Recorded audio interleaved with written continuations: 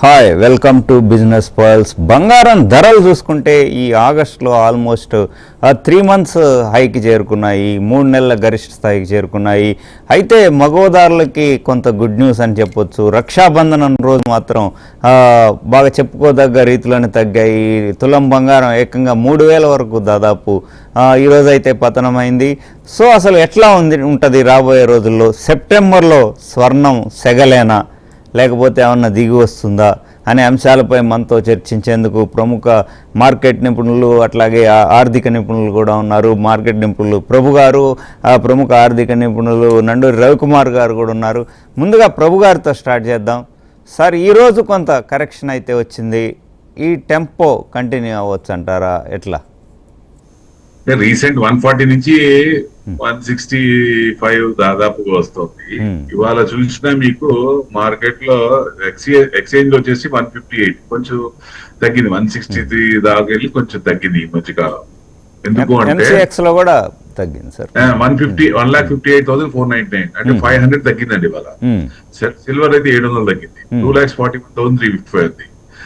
Actual గా మనం import tax 6% ఉంటే 9% చేసి 15% చేసాం. ఇంపోర్ట్ ట్యాక్స్ తగ్గిస్తారని ఒక రూమర్ ఉంది. సో దాని వల్ల కొంచెం తగ్గింది అనమాట, అందుకే తగ్గుతోంది. ట్యాక్స్ పెంచినప్పుడు కూడా పెరిగింది, అప్పుడు 10-15 దాకా పెరిగింది.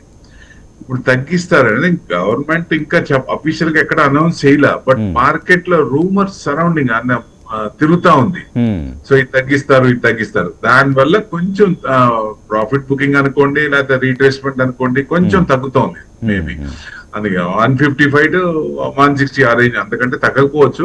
మేజర్ గా బాగా పడిపోతుందని చెప్పలేము, ఎందుకంటే వీళ్ళు ఎప్పుడైతే తగ్గిందో ఇమీడియట్ అటాక్ చేస్తుంది సెంట్రల్ బ్యాంక్స్, కొనుక్కుంటున్నాయి వాళ్ళు. తగ్గినప్పుడు ఆగట్లా, వాళ్ళు కొంటూనే ఉన్నారు. That's the main reason. బాగా పడిపోకుండా ఉండటానికి కారణం మెయిన్ అది అనుకోవచ్చండి, అదే మెయిన్. మన రవికుమార్ గారు చెప్పండి సార్, ఈ గ్లోబల్ ఫ్యాక్టర్స్ ఎలా ఇంపాక్ట్ చేస్తున్నాయి అంటారు సార్?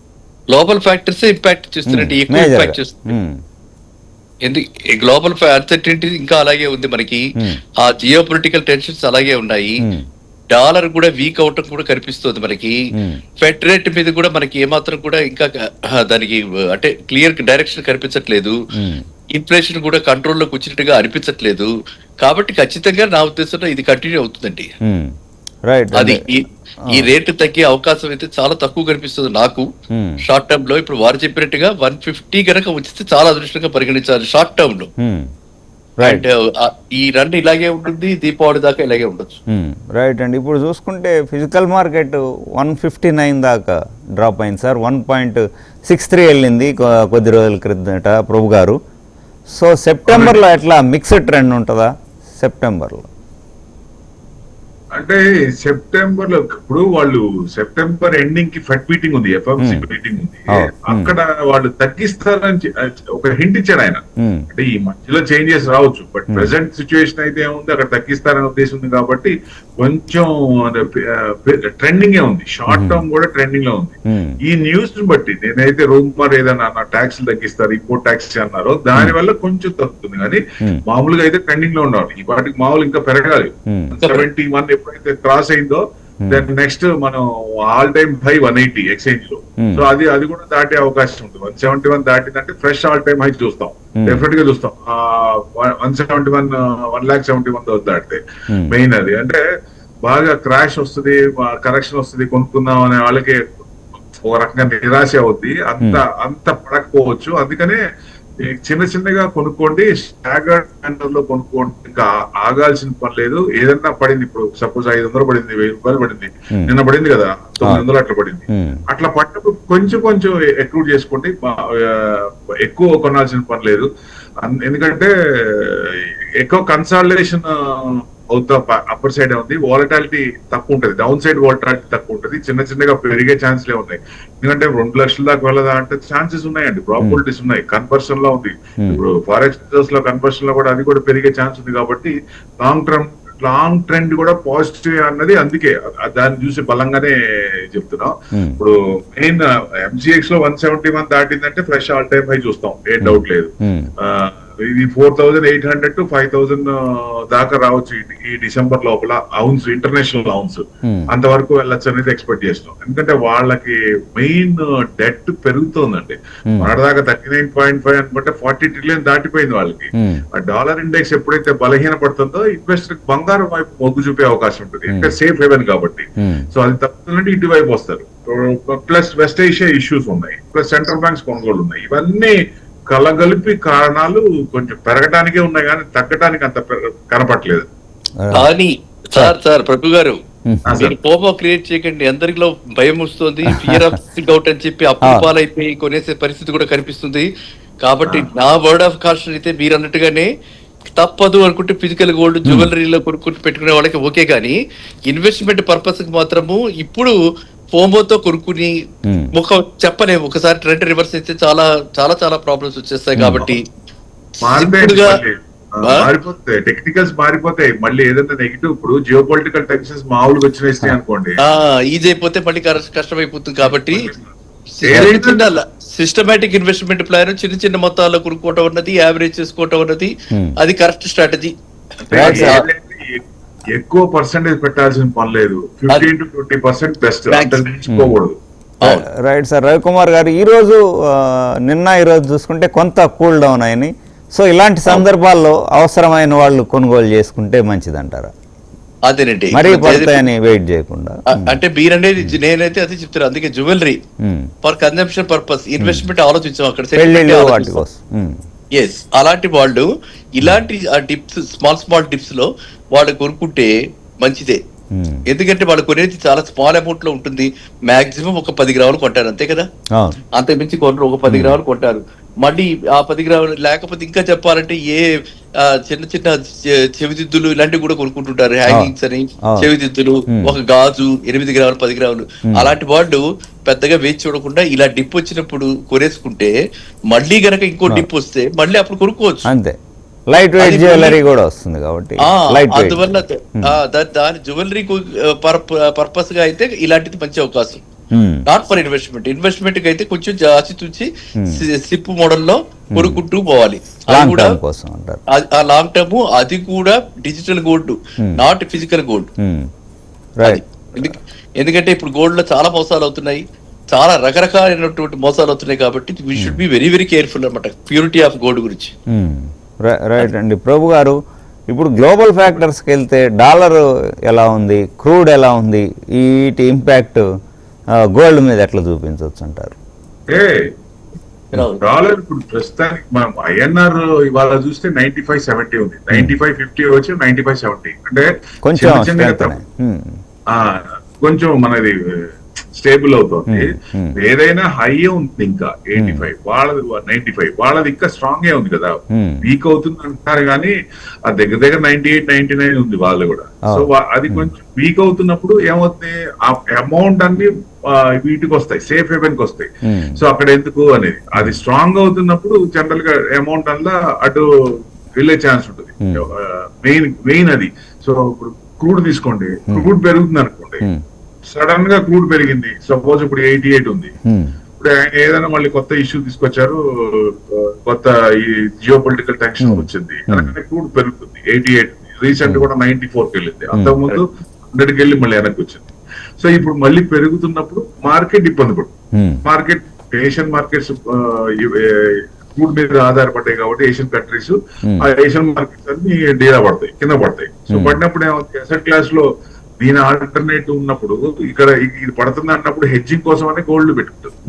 గోల్డ్ సేఫ్ హెవెన్ కాబట్టి అందుకనే ఇక్కడ ఉన్న పొజిషన్స్ కి లాస్ రాకుండా ఉండడానికి అక్కడ కొంత అమౌంట్ పెట్టుకొని హెడ్జ్ చేసుకుంటే, సో ఎక్కడైతే అది బ్యాలెన్స్ అయిందో ఈ లాస్ కొంచెం కవర్ అయ్యే ఛాన్స్ ఉంటుంది అనే ఉద్దేశంతో దాన్ని కవర్ చేస్తారు. మెయిన్ అది. అందుకనే ఆ రకంగా చూడాలి. ఇంట్రెస్ట్ రేట్లు తీసుకుంటే మీకు సపోజ్ ఇంట్రెస్ట్ రేట్ ఫెడ్ తగ్గిస్తామని చెప్తారు, అది ఇన్వెస్ట్ ప్రొపోర్షనల్. సో ఇప్పుడు తగ్గిస్తే గోల్డ్ కొంచెం పెరిగే ఛాన్స్ ఉంటుంది. ఎందుకంటే ఇంట్రెస్ట్ రేట్ తగ్గుతున్నాయి అంటే US లో ఇంట్రెస్ట్ రేట్లు బాండ్ ఈల్డ్ ఎక్కువ ఉంది అన్నప్పుడు ఏమవుతుంది, 5% వస్తుంది, మనం దీని ఎందుకు రిస్క్ తీసుకోవాలని డబ్బు అంతా అడ్డుపోతుంది.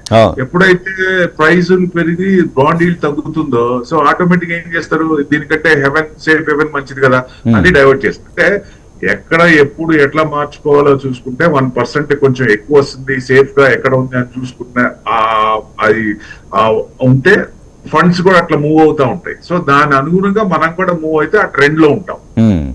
రైట్ అండి. రవికుమార్ గారు, ఇప్పుడు క్రూడ్ ఆయిల్ మళ్ళా బ్లాస్ట్ అయ్యి పెరిగిపోతే బాగా ఇన్ఫ్లేషన్ ప్రెషర్స్ పెరిగితే ఫెడ్ రేట్స్ మీద ఇంపాక్ట్ ఉంటుంది, వడ్డీ రేట్లు పెంచే అవకాశం ఉంటుంది. ఆ సిచ్యువేషన్లో బంగారం కొద్దిగా దిగి వచ్చే అవకాశం ఉందంటారు.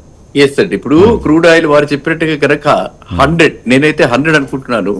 100 ఒక బెంచ్ మార్క్ గా పెట్టుకుని 100 దాటితే మాత్రము ఖచ్చితంగా చాలా ట్రెండ్ రివర్స్ అవుతుందండి. గోల్డ్ బురకలు పరుగులు తీస్తుందండి. అండ్ ఇంట్రెస్ట్ రేట్స్ తగ్గే అవకాశం కూడా, అప్పుడు నా ఉద్దేశంలో ఇంట్రెస్ట్ రేట్ తగ్గే అవకాశం కూడా తక్కువ ఉంటుంది. ఎందుకంటే ఇన్ఫ్లేషన్ కంటైన్ కాదు, ఇన్ఫ్లేషన్ కంట్రోల్లో ఉండదు. అండ్ యుఎస్ లో కూడా ఇన్ఫ్లేషన్ కంట్రోల్లో ఉండదు కాబట్టి ఫెడ్ రేట్ తగ్గే అవకాశం తక్కువ ఉంటుందండి. సో అందువల్ల ఏంటంటే డెఫినెట్ గా మనకి గోల్డ్ కి ఫ్యూచర్ నాకు it looks very bright, very promising. But నా ఉద్దేశం ఎందుకంటే మళ్ళీ కాస్ట్ అప్పులు వడ్డీ రేట్లు పెరిగితే లిక్విడిటీ తగ్గి గోల్డ్ లోకి క్యాష్ ఫ్లో తగ్గే అవకాశం ఉంది సార్. గోల్డ్ లోకి క్యాష్ ఫ్లో ఎట్టి పరిస్థితుల్లో, ఎందుకంటే ఇప్పుడు వారు చెప్పినట్టుగా హెడ్జింగ్ మెకానిజం ఎక్కువ అయిపోయింది. అందరూ కూడా గోల్డ్ ఇది కన్సిడర్డ్ అయితే సేఫ్ హ్యావెన్ అనమాట ఎప్పటి నుంచో, కానీ ఇప్పుడు మరీ పెరిగిపోయింది కాబట్టి ఈ అక్కడ ఏమైనా నష్టం వస్తే ఇక్కడ కవరప్ చేసుకోవడానికి దీంట్లో ఇన్వెస్ట్ చేసే వాళ్ళు ఎక్కువైపోయారు కాబట్టి నా ఉద్దేశం ఆ ప్రాబ్లం రాదండి. మెటల్స్ పెరుగుతున్నాయంటే ఎకానమీ కొంచెం ఇబ్బంది పడుతున్నట్లు లెక్క. అది అప్పుడు అలా కనుక అయితే అప్పుడే హెడ్జింగ్ వస్తుంది. లేకపోతే మామూలుగా మన ఇంట్రెస్ట్ రీటైల్, ఇప్పుడు పెళ్లిళ్ళ సీజన్ ఉంది, మామూలుగా గోల్డ్ మీద అంటే ప్రీసియస్ మెటల్ ఆడవాళ్ళకి ఎక్కువ ఇష్టం, ఎక్కువ ముందు ఫంక్షన్ ఏదైనా ముందే అదే కొంటారు.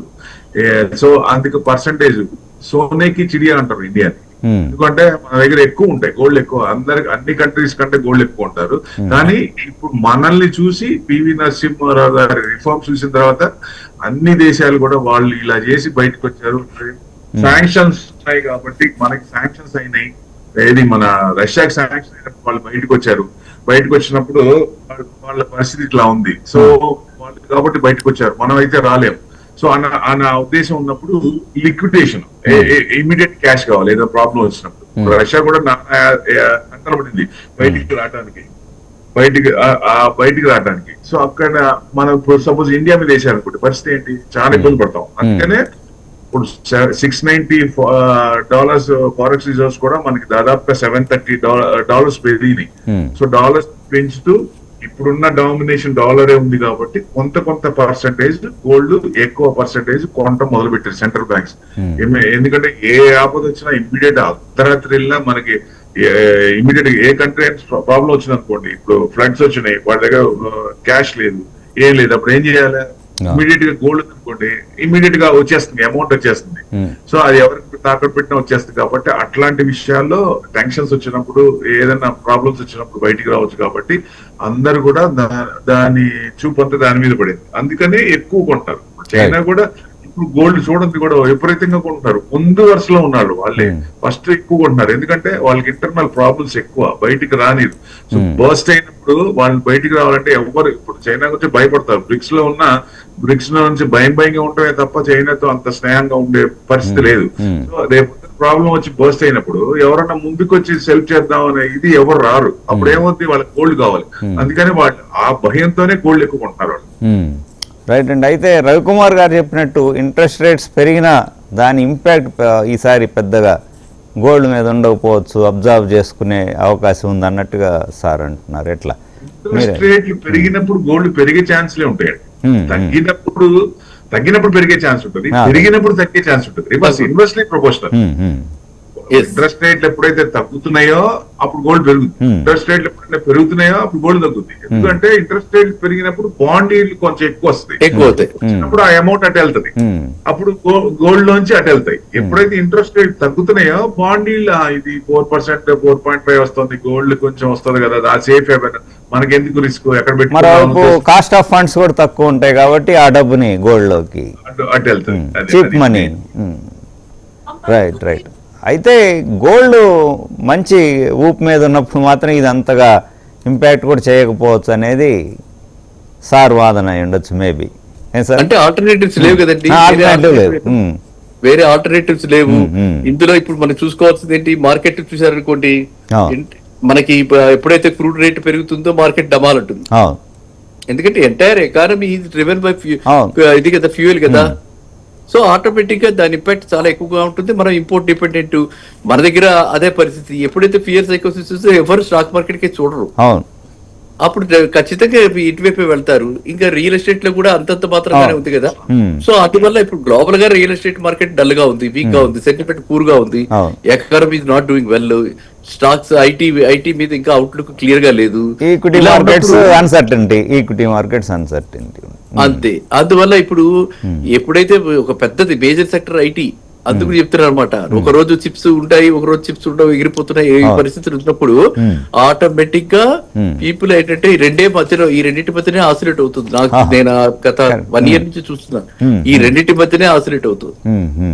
అది ప్రెషర్స్ మెటల్స్ వర్సెస్ మనకి ఇదన్నమాట ప్రాపర్టీ మార్కెట్, ఆయిల్, అంటే కమోడిటీస్, కమాడిటీస్. రైట్ అండి. Not into equity. అది రియల్ ఎస్టేట్ కూడా మర్చిపోయారు. ప్రభు గారు, ఈక్విటీ మార్కెట్ అంటే ఆయన అంగీకరించకపోవచ్చు. Mother of all assets is equity only, no doubt at all. దాంట్లో వచ్చిన రిటర్న్స్ దేంట్లో రావు. ఇది నేను ఎందుకే చెప్పేది, గోల్డ్ మెటల్స్ పెరుగుతున్నాయి, కమోడిటీస్ పెరుగుతున్నాయి. లాస్ట్ ఇయర్ కమోడిటీస్ పెరిగింది, ఈ సంవత్సరం కూడా కమోడిటీస్ ఇప్పటిదాకా ఈక్విటీని డామినేట్ చేసింది. But for ever it will not be like that. ఎప్పుడు అలా ఉండదు. ఎందుకంటే ఎకానమీ మంచిగా ఉండాలంటే ఈక్విటీనే. ఈక్విటీ ఫ్లరిష్ అవుతుంటేనే కొత్త కొత్త కంపెనీస్ రావాలి, కొత్త కొత్త ఇన్వెస్టర్స్ రావాలి, ఎఫ్ఐఐస్ రావాలి, ఎఫ్డిఐస్ రావాలి, ఇవన్నీ రావాలి ఇండియాకి. ఎకానమీని రిఫ్లెక్ట్ చేస్తుంది అంటారు. అదే 1 year అన్నారు సార్ ప్రభు గారు, 1 year అన్నా. దట్స్ వాట్ నేను అందుకే అనేది ఏంటంటే, దీర్ఘకాలిక పెట్టుబడిదారులకు ఏంటంటే 3 ఏళ్ల నుంచి 5 ఏళ్ళు పెట్టుకుంటే ఇక్కడ కూడా గోల్డ్ కొనొచ్చు. బట్ షార్ట్ టర్మ్ కి అయితే కొంచెం చూసి ఒక 1 month నుంచి 6 months 8 months అలా పెట్టుకుంటే కొంచెం ఆగి కొంచెం జాగ్రత్తగా చూసుకొని ఇంట్రెస్ట్ రేట్లు బట్టి డిసైడ్ చేసుకుంటే మంచిదని ఉద్దేశం. తాత్కాలిక కరెక్షన్స్ ఉండొచ్చు, రీట్రేస్మెంట్ ఉండొచ్చు, ప్రాఫిట్ బుకింగ్ ఉండొచ్చు. అలాంటివి వచ్చినప్పుడు మేబీ 5 to 8% తేడా వస్తుంది. ఆ తేడా వచ్చినప్పుడు ఆ డిస్కౌంట్ మనకు క్రియేట్ అవుతుంది. కాబట్టి షార్ట్ టర్మ్ లో కొంచెం చూసి కొనుక్కోవడం బెస్ట్. లాంగ్ టర్మ్ అయితే ఇప్పుడైనా కొనుక్కున్నా నెక్స్ట్ 5 years లో ఓల్డ్ గోల్డ్ కౌన్సిల్ కూడా చెప్పింది, లాస్ట్ ఇయర్ అంత 60% రాకపోయినా ఈ సంవత్సరం 15 to 20% వస్తుంది. బట్ ఎక్కువ మంది డిజిటల్ గోల్డ్ అంటే 164%, 169% పెరిగిందండి లాస్ట్ ఇయర్ మీద డిజిటల్ గోల్డ్. ఎందుకంటే చిన్న చిన్న పిల్లలు కూడా 6th 7th తర్వాత నుంచి వాళ్ళు కూడా మినిమం ఫోన్ లోనే, ఫోన్ పే కానీ వీటిల్లో కూడా గోల్డ్ పెట్టుకోవచ్చు అనే ఉద్దేశంతో వాళ్ళు ఇన్వెస్ట్మెంట్ చేస్తారు. ఇది కనపడింది బాగా కొట్టొచ్చినట్టు. సో డిజిటల్ గోల్డ్ కి అందరు ఇష్టపడుతున్నారు. ఎందుకంటే మనకి ఇష్టమైన అమౌంట్ లో పెట్టుకోవచ్చు. వాళ్ళు చెప్పింది కాకుండా నాకు ఇష్టమైన అమౌంట్ ఏదైనా 100 రూపాయలు 200 ఎంత ఉంటే అంత నేను పెట్టుకోవచ్చు. కాబట్టి ఆ లైకింగ్ ఎక్కువైంది. మన చిన్నప్పుడు కిడ్నీ బ్యాంకర్ ఉండేది, kidney bank, Andhra bank use to be very very popular అనమాట. అది స్కీమ్. ఇళ్లలో పిల్లలకి బొమ్మలు ఇచ్చేవాళ్ళు. సో ఇచ్చి ఆంధ్ర బ్యాంక్ కలెక్టర్స్ వచ్చేవాళ్ళు, డిపాజిట్ కలెక్టర్స్ అనేవాళ్ళం. ఇవన్నీ అవి ఆ రోజుల్లో వాటిలో చూసాము. ఇప్పుడు దీనిలో మీరు అన్నట్టుగా ఈ వాల్యూలు కొత్తగా వచ్చాయి. రైట్ అండి. ప్రభు గారు, 100 రూపాయలు మినిమం డిపాజిట్ తోటి వచ్చేసాయి. సెప్టెంబర్ తర్వాత సార్ చెప్పండి మీరు. అది రెవల్యూషనరీ చేంజ్ అండి. అది ఒక న్యూ కాన్సెప్ట్, నావెల్ కాన్సెప్ట్. గిఫ్ట్లు అన్ని కూడా అలాగే ఇస్తున్నారు ఇప్పుడు. రైట్ అండి. సెప్టెంబర్ తర్వాత దీపావళికి కావచ్చు, పెళ్లిళ్ళ సీజన్, ఆ నేపథ్యంలో ధరలు రికార్డు స్థాయికి చేరుతాయంటారా? ఎట్లా మళ్ళీ ఏమన్నా కరెక్షన్స్ జరిగే అవకాశం? రిటైల్ పర్సెంటేజ్ ఎంత పెరిగినా అది ఫ్లోటింగ్ ఇంట్రెస్ట్ రేట్లు బట్టి. ఎందుకంటే ఇంటర్నేషనల్ మెటల్ ఇది, లోకల్ గా వచ్చేది ఇది కాదు. కాబట్టి బయట నుంచి వచ్చేది కాబట్టి ఎఫ్ఓఎంసి ఇస్ మెయిన్ ఇంపార్టెంట్. వాళ్ళ ఇంట్రెస్ట్ రేట్లు బట్టే మెయిన్ యాక్ట్ రియాక్ట్ అవుతా ఉంటుంది. సో దాని అనుగుణంగా. అంతేగాని మన దగ్గర రిటైల్ పర్సెంటేజ్ ఎంత పెరుగుతుంది. సపోజ్ ఇప్పుడు చూద్దాం ఎగ్జాంపుల్, షాపుల్లో చూడండి పుష్కలంగా ఉన్నారు, కానీ అది ఫ్రెష్ బయింగ్ కాదు. మీరు ఏ షాప్ అడిగినా ఫ్రెష్ బయింగ్ తగ్గింది.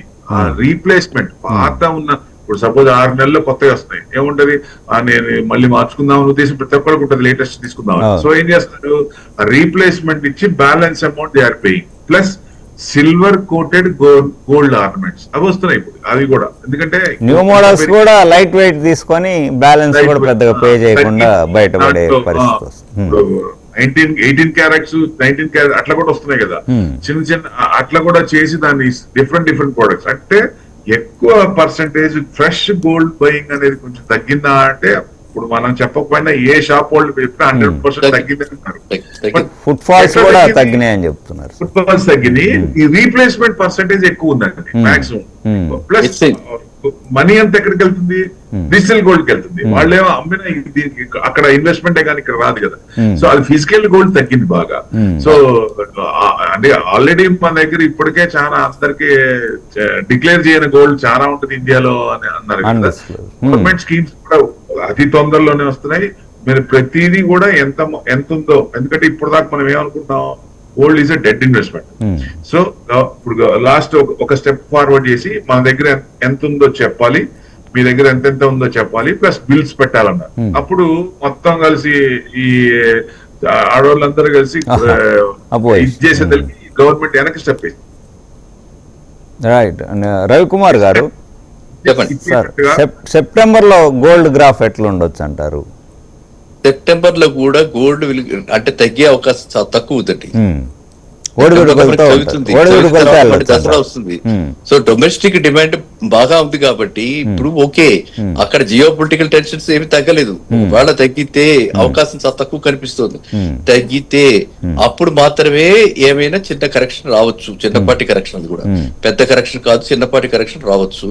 కానీ లేకపోతే మాత్రం సెప్టెంబర్ లో తగ్గే అవకాశం లేదు. అక్టోబర్ కూడా అలాగే ఉంటుంది. అక్టోబర్ ఎండ్ నుంచి మనకు కొంచెం ఏమైనా కాస్త ఒక 2 నెలలు తగ్గచ్చని నేను అనుకుంటున్నాను. రైట్ అండి. ప్రభు గారు, ఈరోజు చూసుకుంటే సార్ హాట్ మెటల్స్ కొద్దిగా దిగొచ్చాయి. సిల్వర్ ఏకంగా 5000 వరకు తగ్గింది. సో ఎట్లా ఉండొచ్చు అంటారు నియర్ టర్మ్? నియర్ టర్మ్ అంటే ఇప్పుడు జనరల్ గా సిల్వర్ కి అగ్రెసివ్ మెటల్ గోల్డ్ మీద, బట్ ఇన్వెస్ట్మెంట్ యాంగిల్ లో చూస్తే భారీ పెట్టుకోకుండా చిన్న స్టాగర్డ్ మేనర్ లో సిల్వర్ లో ఇన్వెస్ట్మెంట్ చేస్తే లాంగ్ టర్మ్ లో this white metal will dominate the yellow metal, out perform చేస్తుంది. కానీ ఎప్పటికీ మనం అనుకున్న టైం కాదు, దాని ఓన్ టైం తీసుకుంటుంది. దాని ట్రెండ్ మనం పట్టుకోవాలంటే green energy, renewable energy full length గా రావాలి. వచ్చినప్పుడే అప్పుడు డిమాండ్ అనేది, సిల్వర్ డిమాండ్ విపరీతంగా ఉంటుంది. అప్పుడు దాకా మేబీ 3 years పట్టచ్చు, లేకపోతే 5 years అబౌవ్ పట్టచ్చు, 7 years పట్టచ్చు. It depends. అంటే గవర్నమెంట్ వేసే స్టెప్పులు బట్టి మనం ఫజల్ ఫ్యూయల్ నుంచి ఈవీస్ రావాలి, ఈవీస్ నుంచి గ్రీన్ ఎనర్జీకి రావాలి. So renewable energy full length వచ్చినప్పుడు అప్పుడు ఇది వస్తుంది. ఇవన్నీ డిమాండ్స్ ఉన్నాయి కాబట్టి step by step long term లో సిల్వర్ ఇస్ వెరీ పూలిష్. అది ఆల్టర్నేట్ వచ్చింది, దీనికంటే సిల్వర్ తక్కువ ఉంది, ఇది కొనుక్కుంటే పర్లేదు, గ్రీన్ ఎనర్జీకి వాడచ్చు అంటే తప్ప అప్పుడు దాకా సిల్వర్ కి తగ్గేదే ఛాన్స్ లేదు. ఏదైనా ఇలాంటి స్మాల్ డిప్లు వచ్చినప్పుడు జనరల్ గా ఏం చేయాలంటే ఎవరైనా స్టాగర్డ్ మేనల్ కొంచెం ఈటీఎఫ్, సిల్వర్ ఈటీఎఫ్ లో, ఎందుకంటే ఫిజికల్ గా పెట్టుకోలేము. ఒకవేళ పెట్టుకున్న ఎక్కువ మంది ఏం చేస్తారంటే షాపుల్లో పెట్టుకొని మోసపోతున్నారు. వాళ్ళు షాప్ లో పెట్టినప్పుడు బయింగ్ ఒక రేటు, సెల్లింగ్ ఒక రేటు, ఆ రకంగా చెప్పి వాళ్ళకి కరెక్ట్ ఇది కావట్లేదు. అదే మనం ఎంసీఎక్స్ లో రేట్ చూసుకుంటూ దాని ప్రకారంగా సిల్వర్ ఈటీఎఫ్ పెట్టుకుంటే మంచిది. లాంగ్ రన్ లో గోల్డ్ కంటే రిటర్న్స్ ఎక్కువ సిల్వర్ లోనే వచ్చే ఛాన్స్ ఉంటుంది. అంటే మీరిద్దరే కాదు, మీ వెనకాల నేను కూడా ఉన్నాను. One more brother is also join the race. Copper కూడా ఉంది. కాపర్ కూడా ముగ్గురు నేనంటే మేబీ ఫస్ట్ సిల్వర్, తర్వాత గోల్డ్, తర్వాత కాపర్ కావచ్చు. ఈ రకంగా రేస్ వెళ్ళే ఛాన్స్ ఉంటాయి కాబట్టి కాపర్ డిమాండ్ కూడా ఉందండి. ఎందుకంటే ఇదివరకు కాపర్ అల్యూమినియం కలిపి చేసేవాళ్ళు, రస్ట్ పడుతుందని చెప్పి ప్యూర్ కాపర్ డేటా సెంటర్స్ కానీ ఇప్పుడు వచ్చే టెక్నాలజీ కంపెనీస్ వాటికన్నిటి ప్యూర్ కాపర్స్ వైర్స్ వాడుతున్నారు. సో దానివల్ల బాగా దానికి కూడా డిమాండ్ ఉండే ఛాన్సులు ఉన్నాయి. అది కూడా మంచిగా పెరిగే ఛాన్స్ ఉంది. లాంగ్ టర్మ్ లో అది కూడా మంచి బులిష్ వచ్చే ఛాన్స్ ఉంది. రైట్ అండి. రవికుమార్ గారు, మీ అంచనా హాట్ మెటల్స్ తర్వాత ఆల్టర్నేట్స్ చూసుకుంటే కాపర్ అంటారా, అల్యూమినియం అంటున్నారు, కొంతమంది ఇవేమీ కాదు వాటర్ అని చెప్పి కూడా రాబర్ట్ కియోసాకి ఇలాంటి వాళ్ళు చెప్తా ఉన్నారు. సో మీ అనాలిసిస్ సార్? నేనైతే డెఫినెట్ గా ప్రభు గారు చెప్పినట్టు కాపరు ఫాలోడ్ బై అల్యూమినియం, తర్వాత ఇంకా మీకు జింక్ కూడా వస్తుంది. జింక్ కూడా చాలా యూజెస్ ఉన్నాయి. అంటే ఇవన్నీ కూడా మల్టీపర్పస్. వీటికి ఒక సిల్వర్ ఉందనుకోండి, నాట్ జస్ట్ జ్యువెలరీ కదా, సిల్వర్ ఎన్ని రకాలుగా వాడుతున్నారు ఇండస్ట్రీ యూజెస్ లో. అందువల్ల సిల్వర్ కి అంత డిమాండ్ అంత డెఫినెట్ గా అవుట్ పర్ఫార్మ్ చేయగలుగుతుంది. ఎందుకు చెప్తున్నా అంటే డిమాండ్ ఎప్పుడు ఎలాస్టిక్. సిల్వర్ కి ఎప్పుడు కూడా డిమాండ్ ఉండదు, లేదు తగ్గుతుంది అనే ఆలోచన అసలు అది పెట్టకూడదు, అసలు అవకాశమే లేదు. ఎవర్ ఎలాస్టిక్ అనమాట. సో ఇంకా ఆ విధంగా అది పెడితే కాపర్ వైర్స్, కాపర్ ఇది ఇప్పుడు చూస్తున్నాం కదా మనం ఎక్కడ చూసినా సరే. సో ఈవెన్ ఏ స్టేజ్కి వచ్చేసామంటే ఇప్పుడు మనకి ప్లేట్లు ఇళ్లలో వాడుకుని భోజనాలు చేసే వాటికి కూడా దాన్ని హెల్తీ ఫుడ్, హెల్తీ అని చెప్పి దాన్ని అలా కూడా ప్రమోట్ చేస్తున్నారు. ఇప్పుడు అల్యూమినియం ఎవరు వాడుతున్నారు, వాడకూడదు అంటున్నారు. సో ఈ విధంగా మనకి ఇప్పుడు కొంచెం అవగాహన, హెల్త్ కాన్షియస్ పీపుల్ అయిపోయారు, సొసైటీలో మార్పులు వస్తున్నాయి. కాబట్టి నా ఉద్దేశంలో copper dominance will be there for quite some time. దీని సిల్వర్ తర్వాత కాపరే. రైట్ అండి, right. Thank you very much Ravikumar గారు, ప్రభు గారు, మీ వాల్యుబుల్ టైం వెచ్చించి చర్చలో పాల్గొన్నందుకు. ఇది బిజినెస్ పల్స్ ఇంటరాక్షన్. చూస్తూనే ఉండండి HM TV.